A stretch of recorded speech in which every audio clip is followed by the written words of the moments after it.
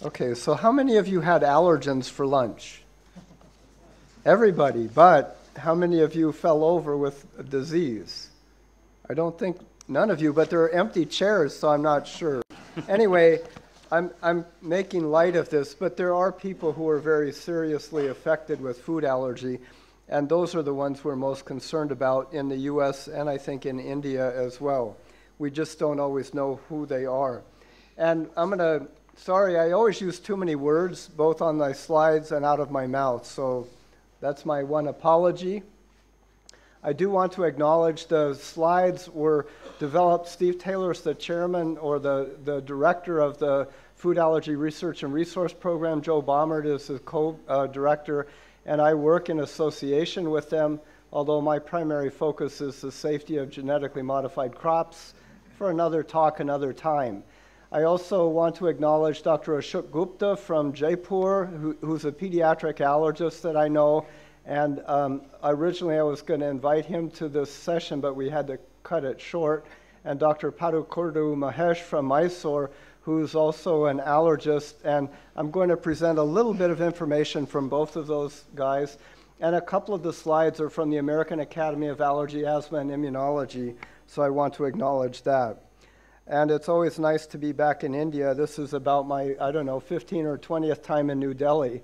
The outline here, it's obvious that much of what we're talking about is about things that can affect almost everybody in this room. Although when you're a young infant or when you have AIDS or when you're older, you have more susceptibility to microbes and chemicals possibly, or other conditions can lead you there. For food allergy and also for celiac disease, which I'll talk about, there are obvious limitations on who is affected, and we'll talk about that, but we have to consider those. Clearly, there are risks both for the consumer, that's the immediate risk. If I'm allergic to groundnuts or peanuts, I could die if I eat them if I'm severely allergic.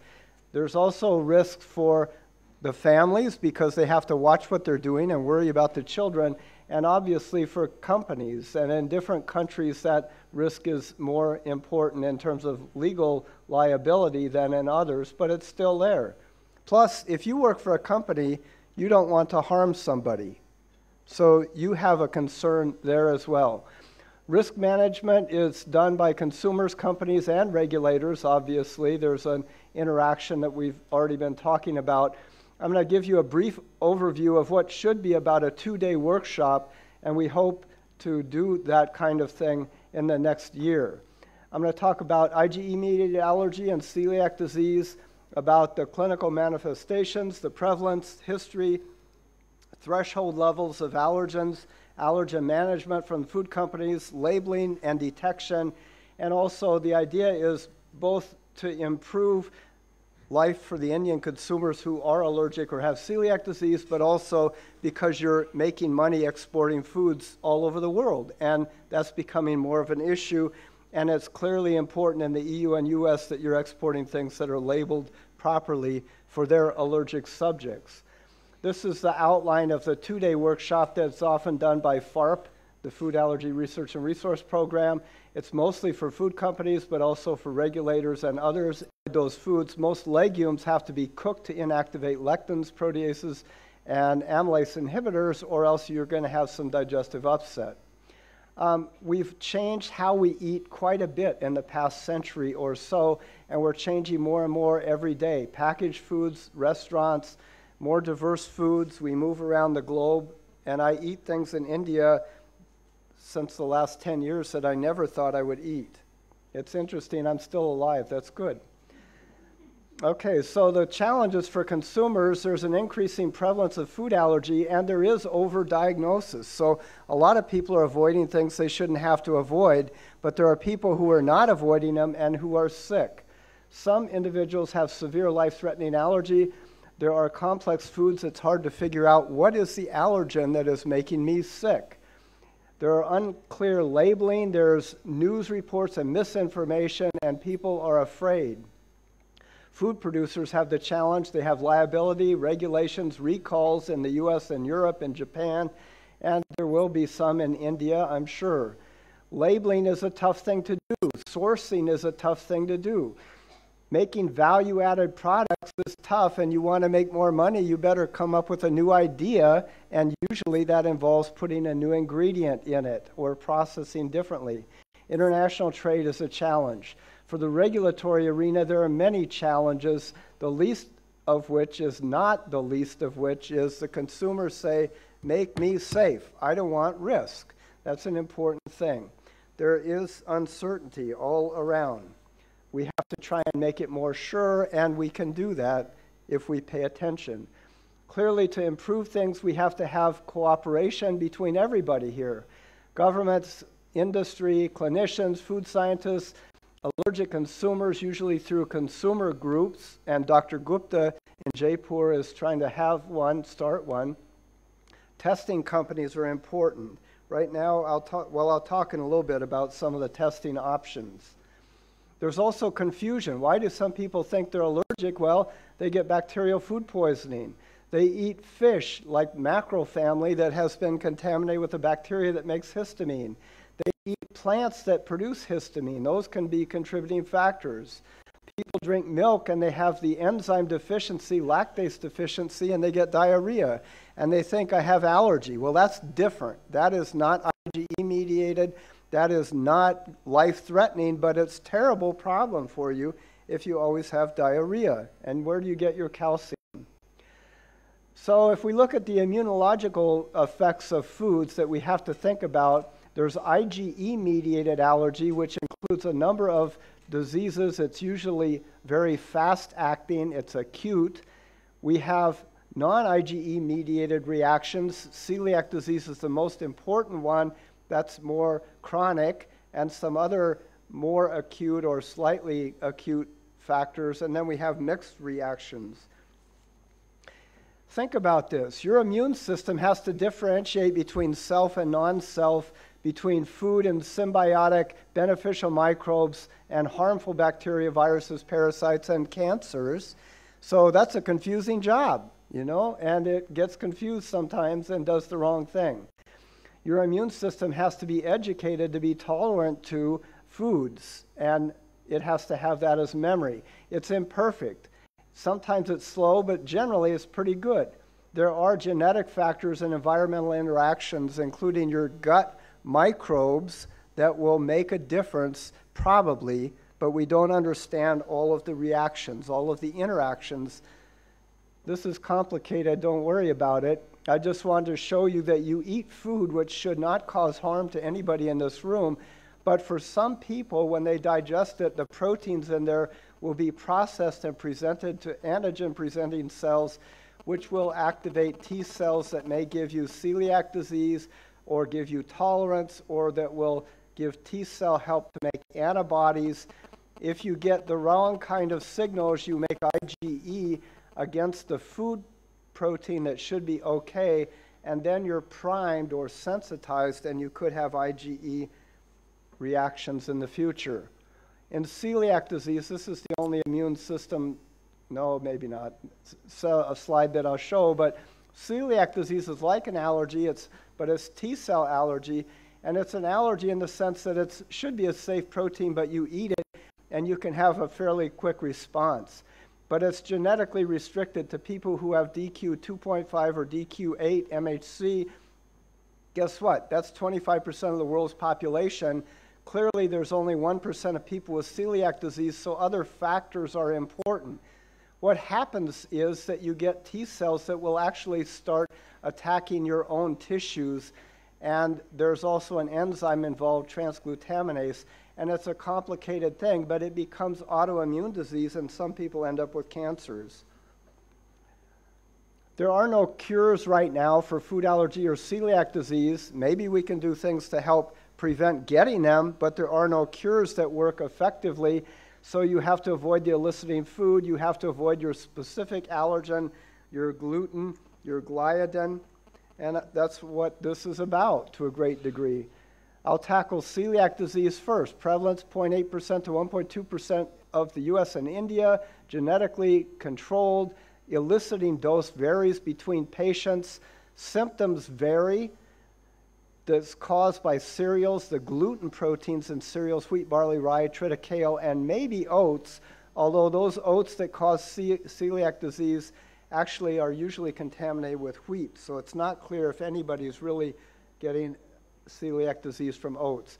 Here's a case from Jaipur. This little boy is 5 years old, chronic diarrhea, failure to thrive, rickets, multiple nutritional deficiencies.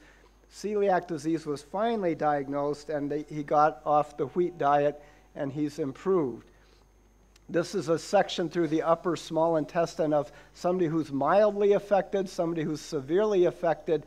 They're exposed to wheat. This guy is sort of okay. This guy is going to have real severe problems. Clearly, there are differences in severity. Foods are a problem. Wheats have to be avoided, and rye and barley. But there's a lot of wheat components that people don't recognize as being the source of wheat. And so the people with celiac disease have to learn about those things, and the companies have to know about them in order to help the celiac disease person avoid it. There are some immunoassays, ELISA kit assays. Our biopharma, who's here and produces a kit in Germany that's sold here, they can have tests that will help guarantee that something is gluten-free, but gluten-free isn't 100% free.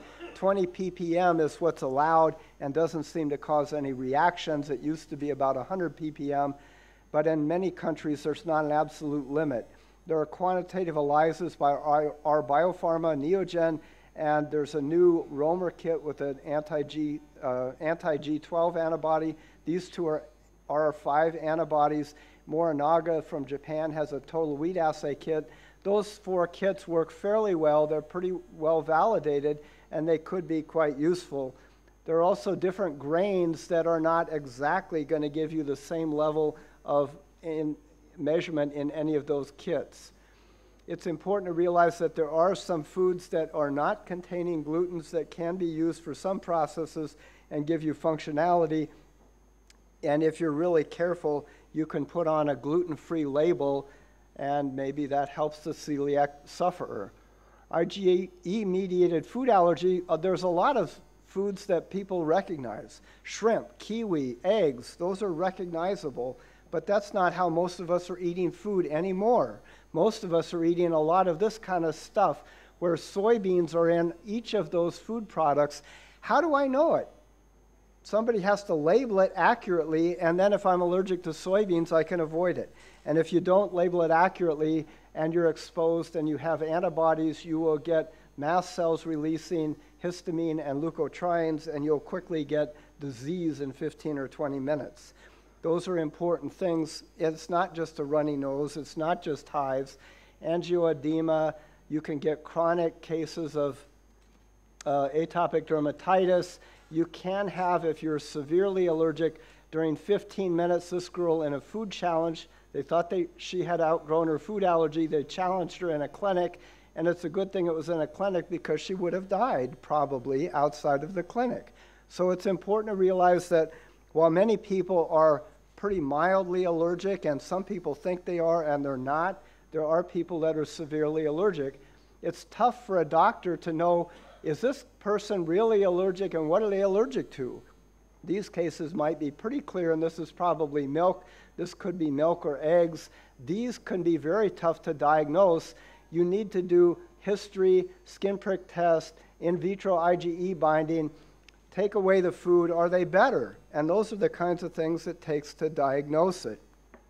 The proteins, it's not just the food. Oh, what's soybean? What is peanut? Well, there are a lot of components, but it's the proteins in those foods that are causing the disease, and very few proteins are binding the IgE. You can have IgE binding to conformational epitopes, and for some proteins, if you cook them, the protein unfolds, and that no longer causes allergy. For other people, they recognize linear or sequential epitopes, and I don't care if you cook it, they're still going to react. And there are also structures like carbohydrates that bind IgE, but they don't seem to cause disease. So sometimes that's why IgE assays alone do not predict allergy. Sometimes there are confusing things. How important? Well, 85% of cases to these kinds of foods are usually remitted by the age of 3 years. And milk and eggs and soy and wheat are often acquired at very early age, and then the kid gets better after time. Non-Ige-mediated allergy is something a little bit different. It's tough, it's rare, but people usually resolve from that as well. People have lifelong allergies, usually to peanut, tree nuts, shrimp, and things like that. There are roughly 200 fatal reactions in the US per year, and almost 100% of those people know they're allergic, know what they're allergic to, but they didn't avoid it because it wasn't labeled or because they thought they could chance it. I like shrimp, I'm at a party, I'll eat it, and then bam. Roughly 30% of people have allergies to inhaled things, pollen, mold, insects, but only 2 to 4% of adults in the US and Europe, 4 to 8% of young children have food allergy. There are quite a few severe reactions in the US. People go to the hospital, but again, less than 200 deaths. These foods account for 90% of food allergy in the US, we think. This, in Europe, they add lupin, celery root, mustard, and sesame seeds, but those are quite regional. What do we add in India? Do you know? Does anybody know? Not for sure, but these are the common causes of allergy. Maybe black gram, pigeon pea, and lentil and mung bean are among the most severe, but we don't know much about it. There are a few studies. If you look at the foods, there's usually only 1 to 5 major allergens, a few minor allergens out of hundreds of dietary proteins. Clearly, there's a hierarchy of severity in the whole food and in the individual proteins also. Milk is an important allergen. Fish is an important allergen. There's probably only 1 death to fish per year in the US. From Dr. Gupta, he says, any food can be allergenic, but few commonly cause allergies, and that's true. Patterns of common allergens differ across regions and cultures, certainly. It seems like few people have peanut or groundnut allergy in India, but maybe it's just hidden. Dairy products, trees, and nuts, and so forth are important allergens probably around the world. Eggs, milk, and wheat are less frequent than in the West. Dulls or pulses are probably more common. Allergy to rice has been reported, but it's really an unusual situation. So Dr. Mahesh worked with Europreval and in Bangalore and also in Mysore, had a randomized plan of how do you sample the city to try and find out how many people are allergic and what are they allergic to. And here's one of the setups where they screened 28,000 people by household survey, having trained people go out and talk to people, 22,000 adults, 6,500 children. And when you winnow through the data, does this person sound like they're allergic or not? Then you get down to a much smaller number.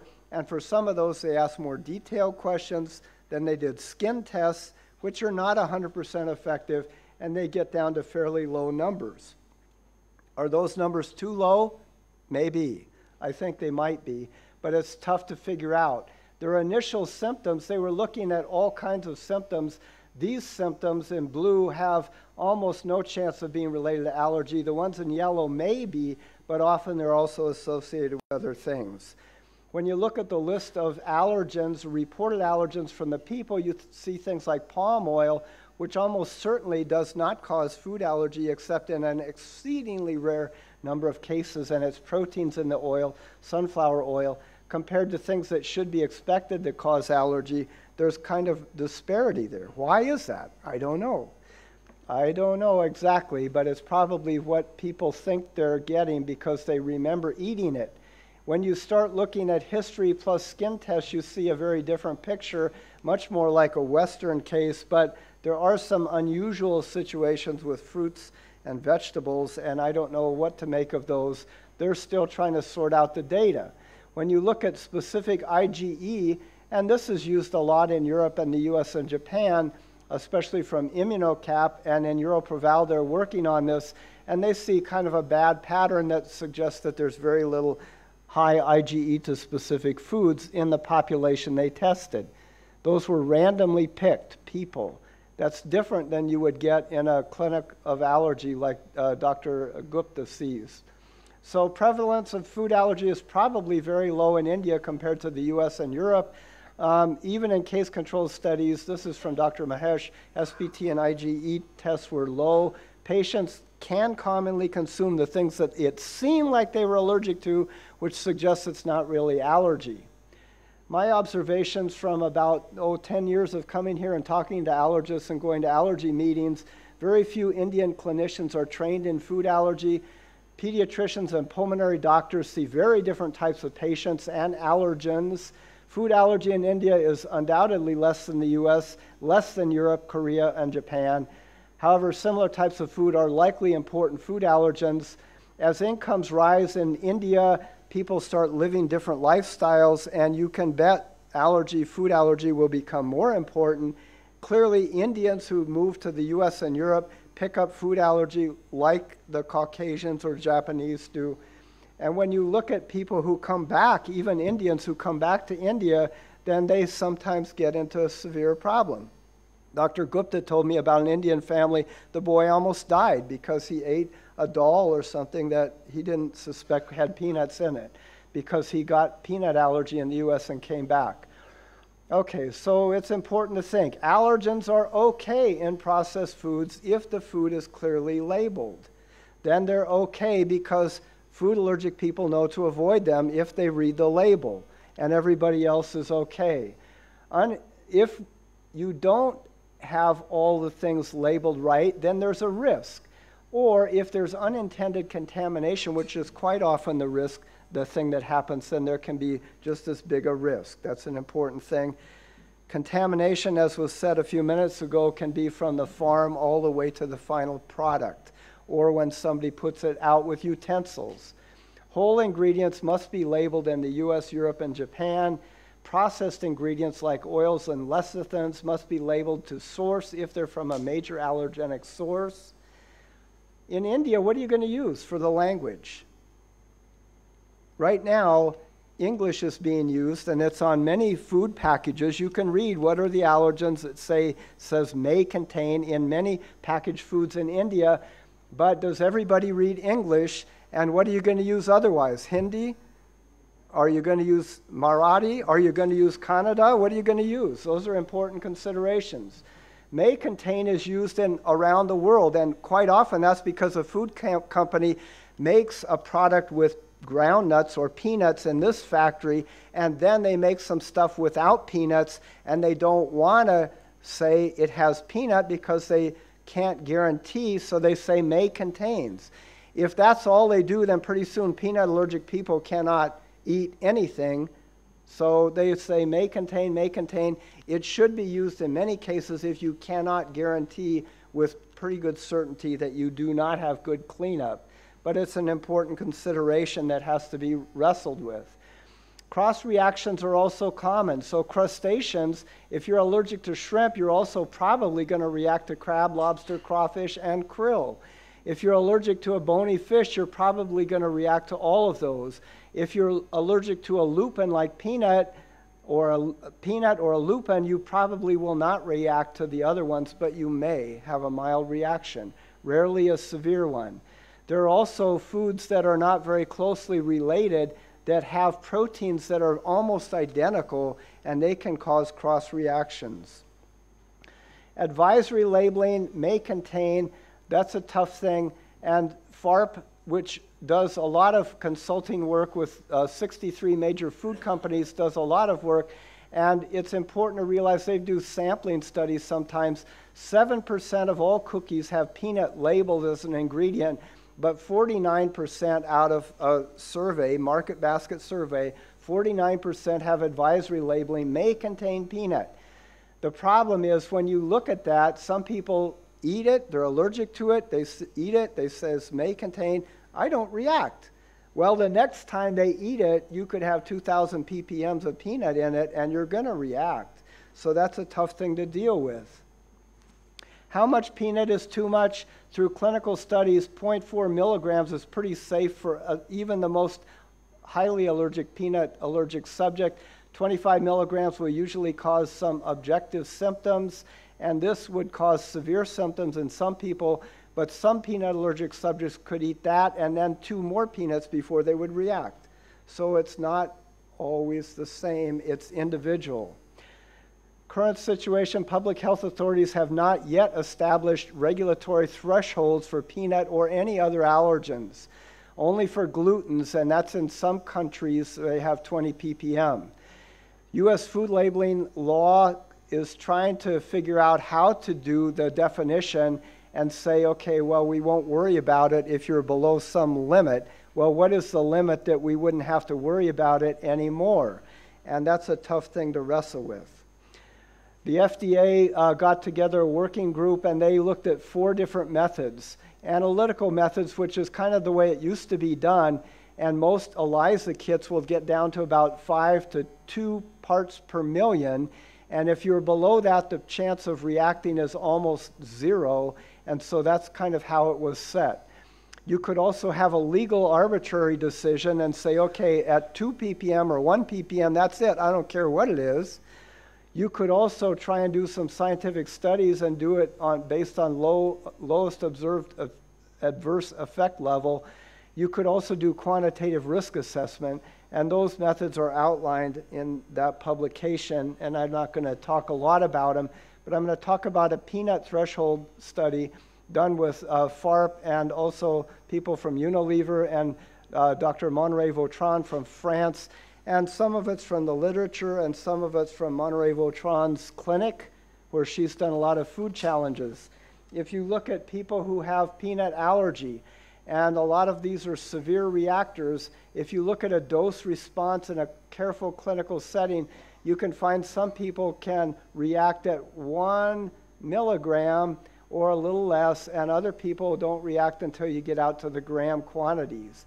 That's fairly reproducible. That's a 4-log difference. That's an important thing to think about. And what they do is step up the dose every 20 to 30 minutes by 3-fold, and that's how they establish it. If you use a quantitative risk assessment, you could set an action level so that if you measured 0.36 milligrams of peanut in a 50-gram serving, that would be equal to 7.2 parts per million. And you can measure that, and you can say, how many people with peanut allergy would react? Out of the 450 people in that previous slide, only 0.87 of those peanut allergic people would be predicted to react to 0.36 milligrams of peanut. In terms of clinical reactions in the clinic in France, only the most sensitive person reacted at 0.4 milligrams, none at 0.1.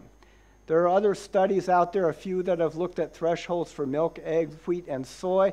They're running similar sorts of profiles. This is a dose of about 3 milligrams to 5 milligrams for each of those allergens, and you get a similar sort of response profile. That's an interesting study. Think about cow's milk. A lot of kids are allergic to cow's milk. What do you do about it? Take them off milk. Okay, how do they get nutrition? One option is to extensively hydrolyze the formula. If you get down to where you're getting about 90% of the proteins chewed up, then most infants are okay. However, those will still cause reactions in a number of infants. If you get extensively hydrolyzed, then a few people might still react. If you have elemental amino acid formulas, nobody reacts. But that's pretty yucky stuff. How many kids will get nutrition out of that or like it? Some of the problems with the U.S. law, well, they say label to species for crustacean, label to species for fish, label to species for tree nuts. There are a few tree nuts that cause severe allergies, many that don't. They include coconuts here. Well, a coconut's not even a tree nut. It's a grass. So there are issues with the FDA law as well. That's an important thing to realize, that no country has perfect laws. In order to help companies figure out, are they doing a good job, or in order to look after the fact and say this lot of cookies was contaminated with peanuts, you have to have a method of detecting. And there are different formats that can be used. ELISA, quantitative ELISA is the best one, gives you a quantitative measurement. You can have qualitative ELISAs, you can have lateral flow strips that are pretty good. FARP has a number of tests that they do for a number of companies on a consulting basis to help them figure out if they have a problem and should recall a product or not. There are also commercial companies. Neogen has validated assays for a number of allergens and gluten. Romer Labs and Morinaga, and somewhere I missed our Biofarm. Oops, where did my slide came out? Uh-oh. Our Biofarm's here. They're going to not be happy with me. Our Biofarm is the only one that's available in India, as far as I know right now, that's a validated test. My apologies, don't tell them. Okay, it's important to realize that not all ELISAs are created equally. Specificity, sensitivity, the format, quantitative, qualitative, the extraction buffers are important. If you have, how many people have done ELISA? Ever? 5 people, 7 people. It's tough sometimes. It's hard to extract. Sometimes you ruin the protein. You get a bad result. You need a validated system. There are also non-specific tests. You can look with 3M clean trace things to look for surface protein. You can look for ATP. Those things help a company like Unilever, Kellogg's, Nestle's, or Mother's Milk figure out, did you clean your line sufficiently to suspect you don't have any allergen carryover, but they don't tell you peanut or milk. PCR is a very good method to tell you whole foods, but it doesn't tell you if it's the allergen or not. And sometimes it will give you an inappropriate reading. If you do PCR for cow, what would you test? Beef and milk, both would test equally. Well, what's the allergen? Milk is an important allergen, beef is not. So PCR has some drawbacks as well. Chicken and eggs are the same sort of thing. And it's not the DNA that causes allergy, it's the protein. So if you have a protein assay, that's much better. Lateral flow tests are generally qualitative, not quantitative, but they can be pretty qualitatively quantitative. How does that sound? Not very good, sorry. Anyway, they can really help a company to know that they're in control. Some of the other tests are not so good. Testing in the U.S., what do we do in the U.S. and in Europe and Japan for testing? Well, every product is not tested. Every lot is not tested. That would be impossible, and it's so sporadic that it doesn't help you. You need to do some testing to show that your processing works well. Sometimes you need to do some testing on the source material. Did this person who supplied you a seasoning from North Africa, did they have contamination with peanut in a spice? And that has happened. So you need to be able to figure that out. If you have a product where your consumer calls up and says, my child is peanut allergic, they ate your cookie, it's not labeled, they reacted, what are you going to do about it? You want to test and say, should I do a recall? And if you do a recall, then you would talk to the FDA and let them know, or FSSAI and let them know. Those are important things. Under unusual circumstances, some companies test final products, but that's quite rare. Again, I've kind of covered in a very rapid thing. How many people took notes? I talked too fast, I'm sorry. You know, next year we hope to have a workshop that's a 2-day workshop and work with some other groups in India to put that on and give you a lot more detail. And I can send you PDFs of these slides if you want. I just wanted to mention a couple of other things. It's important that the food industry consider the substantial risks of some food types, some food ingredients. And as was discussed for the microbial contamination and chemicals, you have to do things in research and development that help you understand where are you at risk, where are you putting consumers at risk. You need to engineer your systems so that they're easy to clean up, so that you minimize waste and costs, that also that you don't miss carryover. You need to check your raw materials. Are your supplies clean? Are your oats in wheat? Are there oats in wheat? Sorry. Are there wheat in oats? I'm getting confused. If you have oats, you can probably go as gluten-free if they're pure, but quite often they're contaminated with wheat. Is there mustard in your soy? Is there peanut in your spices? And labeling, oh my gosh, that's one of the hardest to control things, because you print up 6 cartons of labels and now you're going to put them on your packages. Make sure they're done right. A lot of companies that try and have allergen-free labels, or they try and have non-peanut containing things, they have dedicated lines, but that's expensive. In Australia, they almost never can afford that. There's a lot of things that you have to do as a company and validate.